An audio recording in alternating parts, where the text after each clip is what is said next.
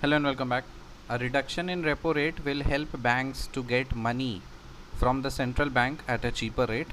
When the repo rate increases, borrowing from RBI becomes more expensive.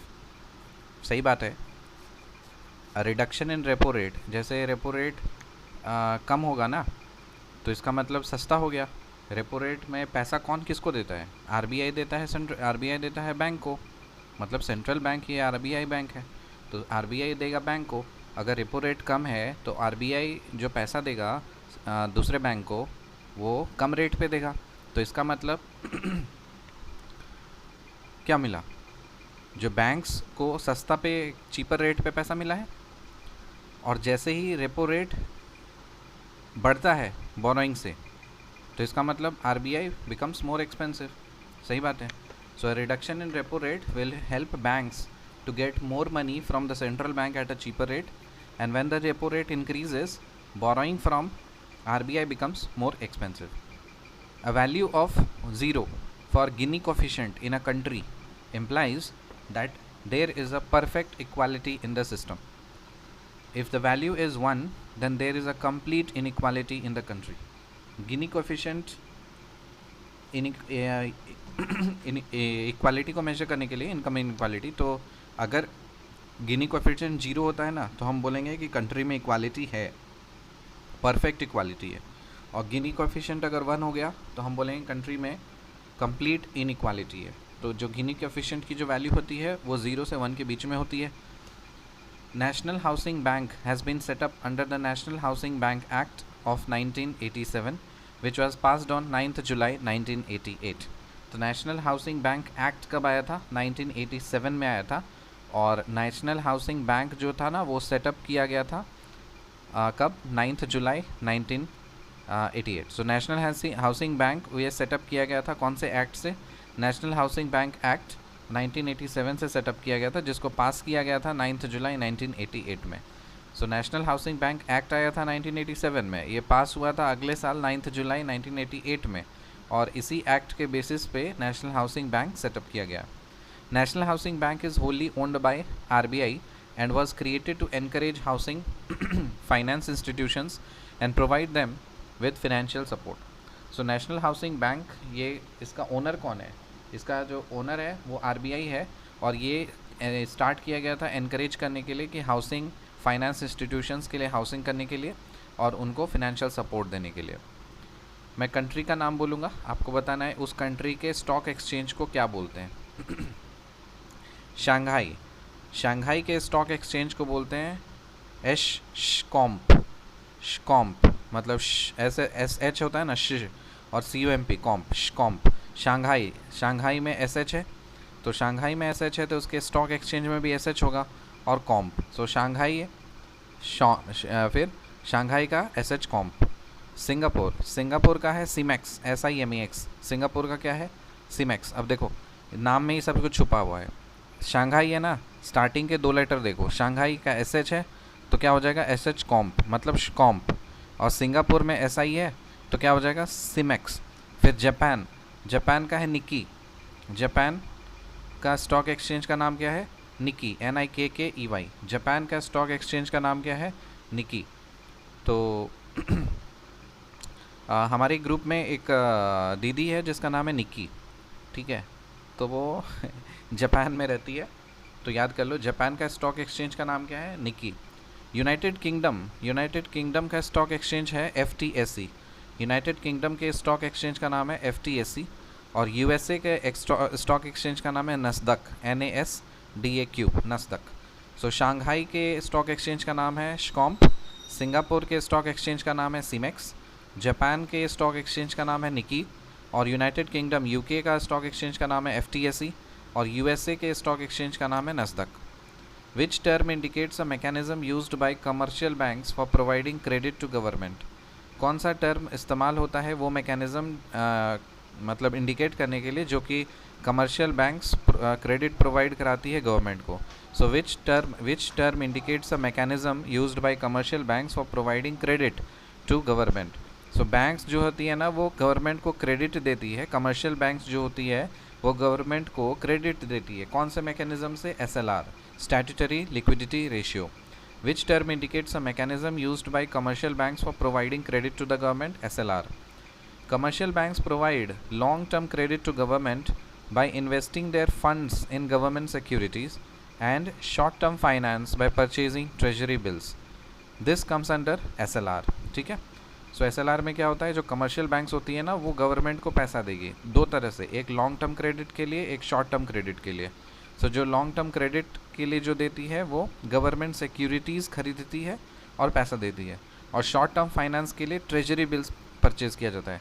So government से अगर हम short term मतलब government से अगर ट्रेजरी बिल्स खरीदेंगे तो शॉर्ट टर्म के लिए ख़रीदना होगा, तो उसके बदले कमर्शियल बैंक्स गवर्नमेंट को पैसा देगी.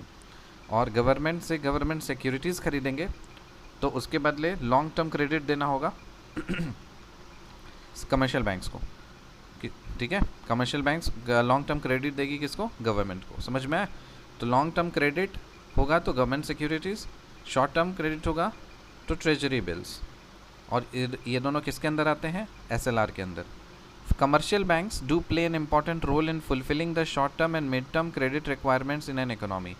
सही बात है कि कमर्शियल बैंक्स अपना रोल प्ले करते हैं कि जब कभी भी कोई शॉर्ट टर्म या मिड टर्म क्रेडिट रिक्वायरमेंट्स होता है, इकोनॉमी में ज़रूरत पड़ती है पैसे की, तो कमर्शियल बैंक्स देती है. However they do not provide long term credit for over 15 years और more so that liquidity of assets can easily be maintain. तो जो कमर्शियल बैंक्स वो देती है ना, मतलब आपका गवर्नमेंट को जो पैसा देती है वो लॉन्ग टर्म मैक्सिमम कितना दे सकती है? 15 साल तक मैक्सिमम दे सकती है. ठीक है, फॉर ओवर 15 years और मोर मतलब 15 साल से कम तक ही देती है. 15 साल या उससे ज़्यादा का नहीं मिलता है. क्यों? वो पैसा नहीं देती, क्योंकि अगर ज़्यादा देंगे तो फिर जो एसेट्स का लिक्विडिटी है ना वो मेंटेन नहीं हो पाएगा. The funds parked at the commercial banks belong to the general public. So जो फंड्स कमर्शियल बैंक्स में पार्क किया रहता है वो जनरल पब्लिक का पैसा होता है. And are withdrawn at a short notice. Therefore commercial banks prefer to provide credit for a short period of time backed by tangible and easily marketable securities. तो जो फंड्स पब्लिक जमा करती है ना कमर्शियल बैंक्स के लिए, वो short term के लिए करती है. अब लंबे समय के लिए तो हमेशा नहीं करेगी ना, तो जो शॉर्ट टर्म के लिए पैसा करती है, इसीलिए भी जो कमर्शियल बैंक्स प्रेफर करती है कि जो शॉर्ट पीरियड के लिए ही आपको मतलब किसी को क्रेडिट दिया जा सके, ताकि वो बैक्ड किया जा सके टेंजिबल और ईजिली मार्केटेबल सिक्योरिटीज़ के through. A non banking financial company NBFC. Non banking financial company क्या होता है? So non-banking financial company is a company registered under Companies Act 1956. तो Companies Act कब आया था? 1956 में आया था. And is engaged in the business of loans and advances, acquisition of shares, stock, bonds, debentures, securities issued by the government or local authority, or other securities of like marketable nature, leasing, hire purchase, insurance business, chit business, but does not include any institution whose principal business is that of agriculture activity, industrial activity, sale, purchase, construction of immovable property. They cannot accept demand deposits like commercial banks, and as they are not a part of clearance and settlement system. तो बोल रहे हैं कि जो non banking financial company है ना NBFC, ये registered किया गया है कंपनीज एक्ट 1956 के द्वारा, और ये एंगेज होता है बिजनेस, ऐसे बिजनेस में जो लोन देता है, एडवांसेस देता है, shares, stocks, bonds, debenture, securities, मतलब सब कुछ में इन्वॉल्व होता है. किसको छोड़ करके क्या नहीं हो सकता? कोई भी एग्रीकल्चरल एक्टिविटी नहीं कर सकते हो, कोई भी इंडस्ट्रियल एक्टिविटी नहीं कर सकते हो, और सेल, परचेज और कंस्ट्रक्शन ऑफ इमूवेबल प्रॉपर्टी नहीं कर सकते हो. इस तीन को छोड़ करके नहीं कर सकते हो. साथ ही साथ डिमांड डिपॉजिट भी एक्सेप्ट नहीं कर सकते हो. ठीक है, जैसे commercial bank demand deposit accept कर लेता है ना, लेकिन NBFC डिमांड डिपॉजिट नहीं कर सकता. क्यों नहीं कर सकता? क्योंकि NBFC जो है वो क्लियरेंस और सेटलमेंट सिस्टम का पार्ट नहीं है. समझ में आ गया? तो बस इसमें सारे समझने वाली ज़्यादा चीज़ें. So reduction in repo rate will help banks to get money from the central banks at a cheaper rate. When the repo rate increases, borrowing from the RBI becomes more expensive. सही बात. A value of 0 for Gini coefficient in a country implies that there is a perfect equality in the system. If the value is 1, then there is a complete inequality in the country. National Housing Bank has been set up under the National Housing Bank Act of 1987, which was passed on 9th July 1988. National Housing Bank is wholly owned by RBI and was created to encourage housing, finance institutions and provide them with financial support. Shanghai का stock exchange है SCOMP, SHCOMP. Singapore का stock exchange है SIMEX, SIMEX.